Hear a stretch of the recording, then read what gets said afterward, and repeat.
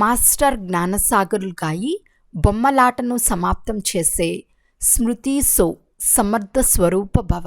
భక్తి మార్గంలో విగ్రహాలను తయారు చేసి పూజలు మొదలైనవి చేసి ఆ విగ్రహాలను ముంచేస్తారు.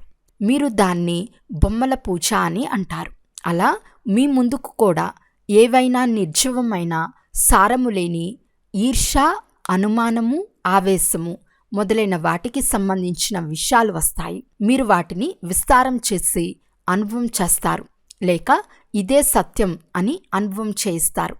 ఇది కూడా అందులో ప్రాణం నింపినట్లు అవుతుంది.